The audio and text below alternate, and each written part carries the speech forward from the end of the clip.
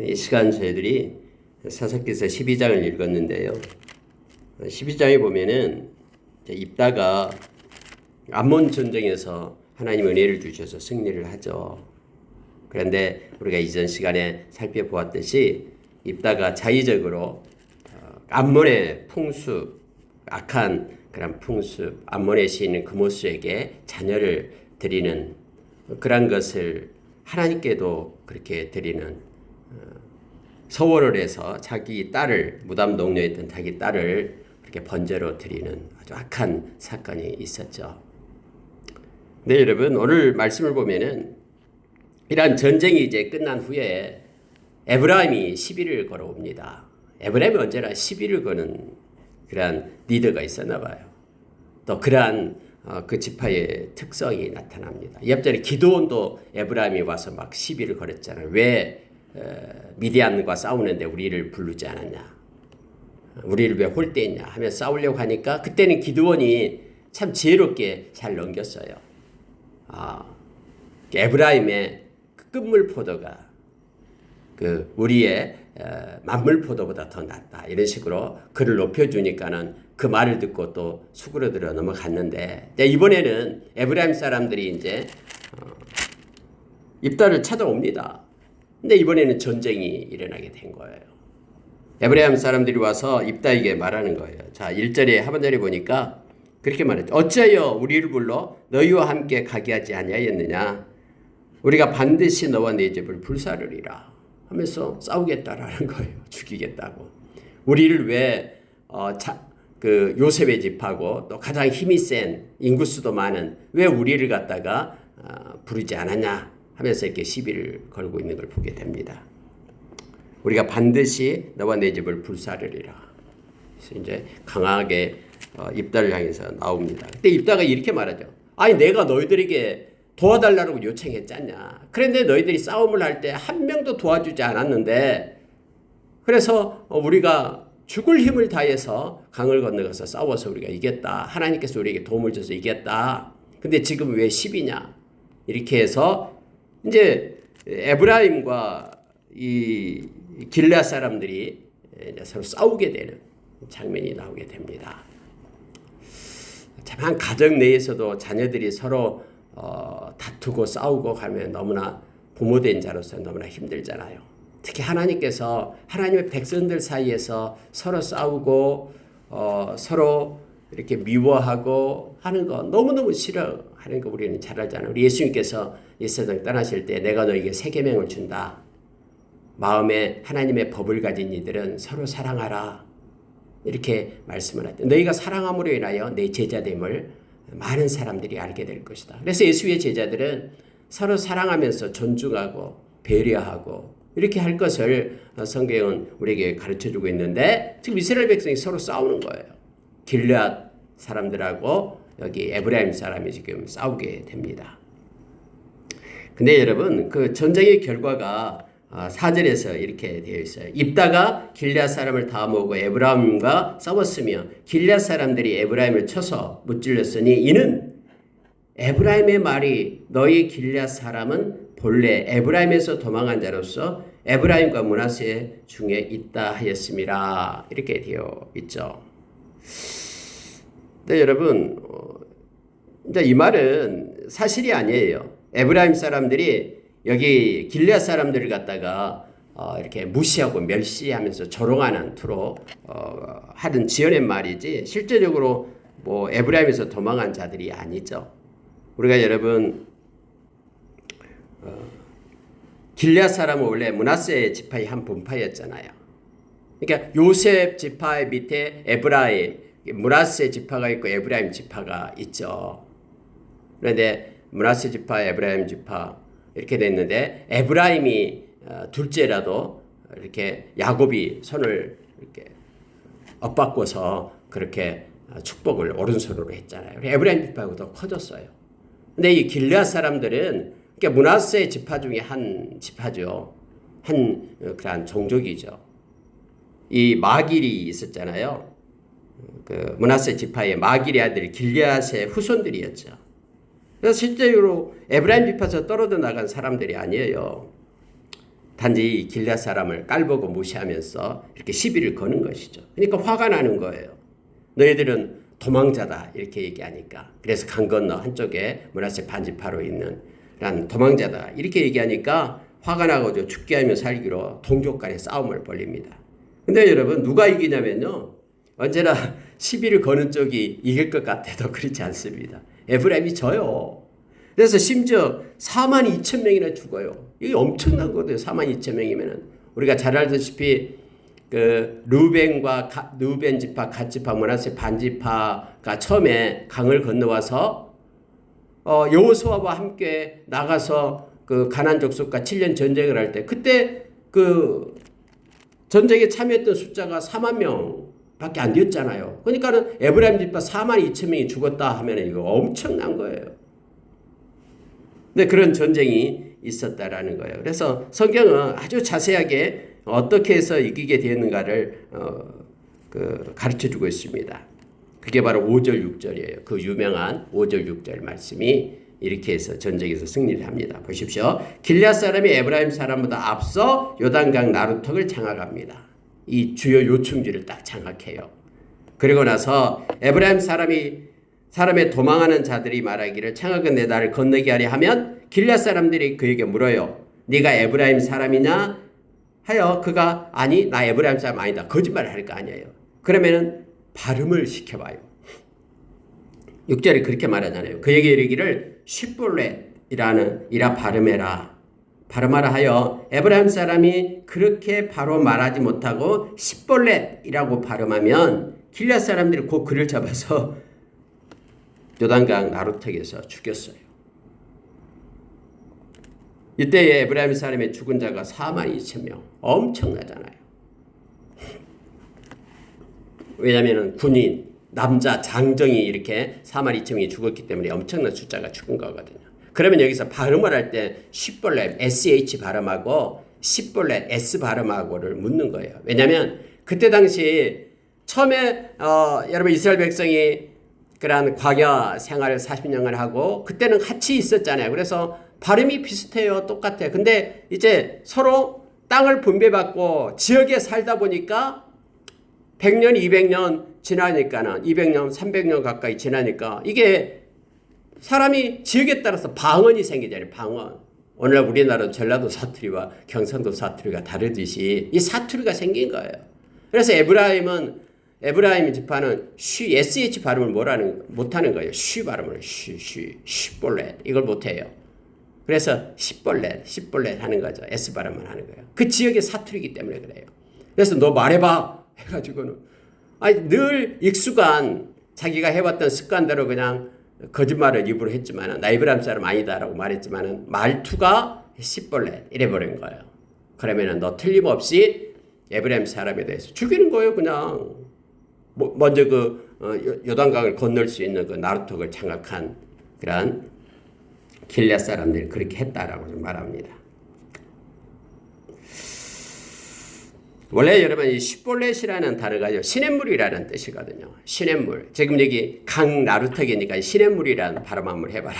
이렇게 해가지고 발음을 가지고 사건에 전쟁을 했던 사건이 이게 처음이에요.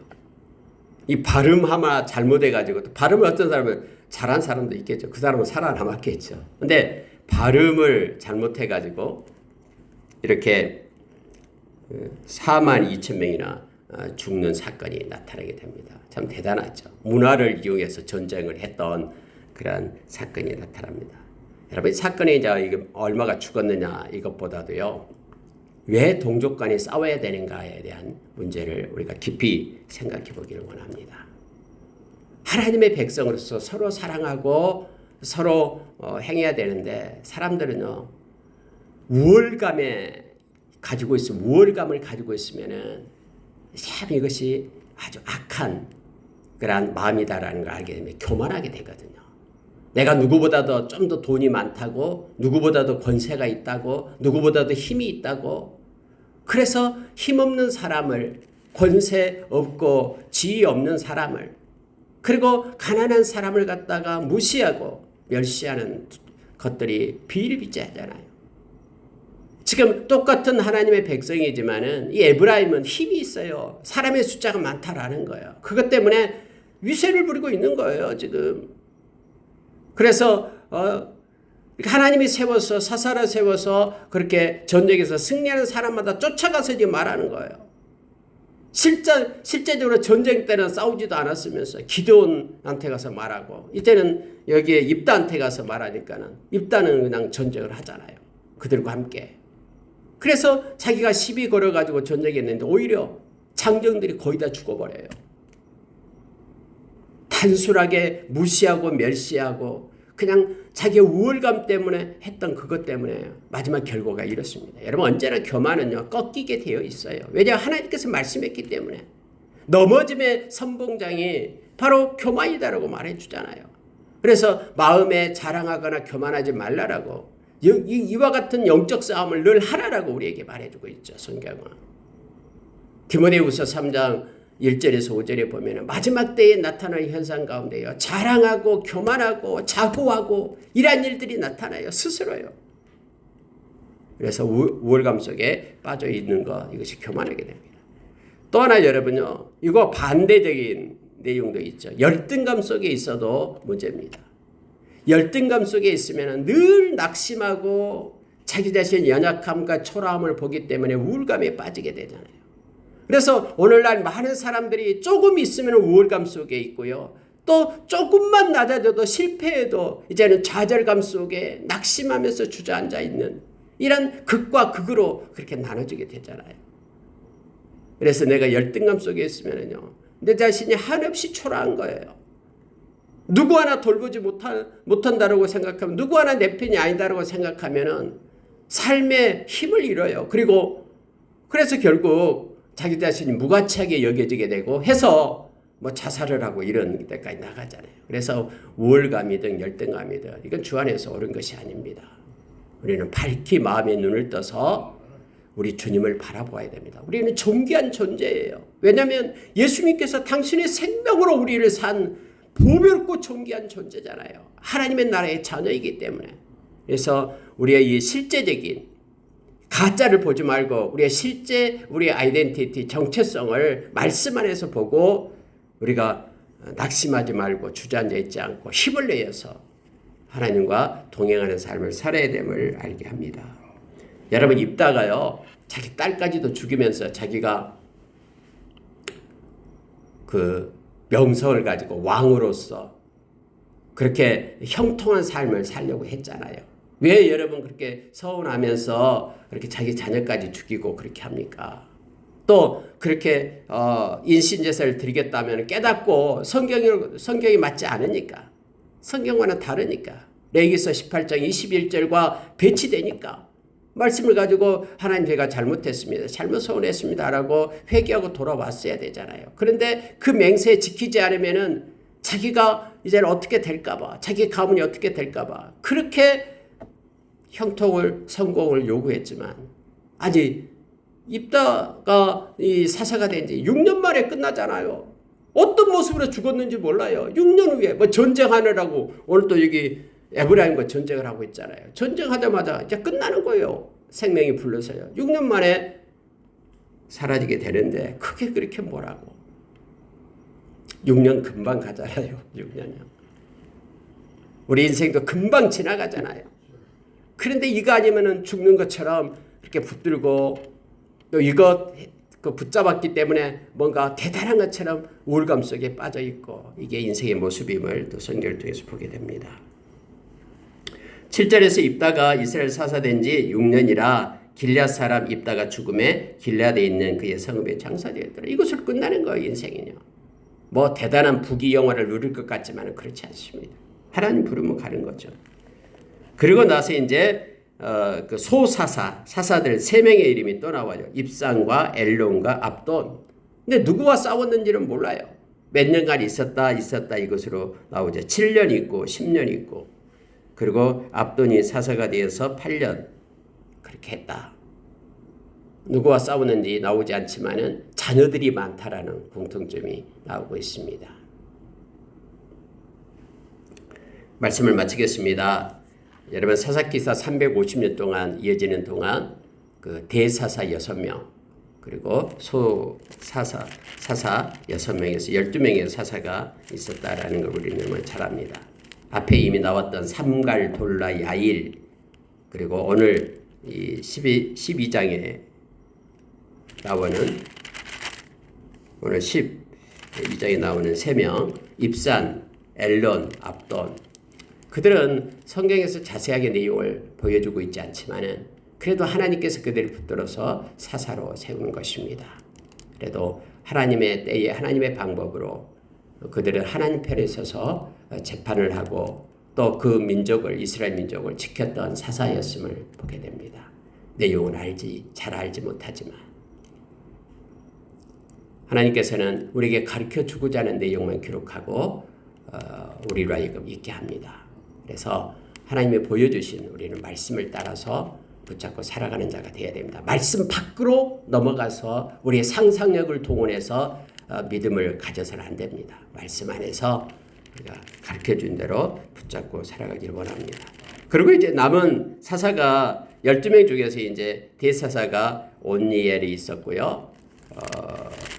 그리고 드보라가 있었고 기드온이 있었고 입다가 있었죠. 4명이 있었어요. 마지막으로 이제 삼손이 나오게 됩니다. 그리고 삼손 다음에 사무엘이 나오게 되죠.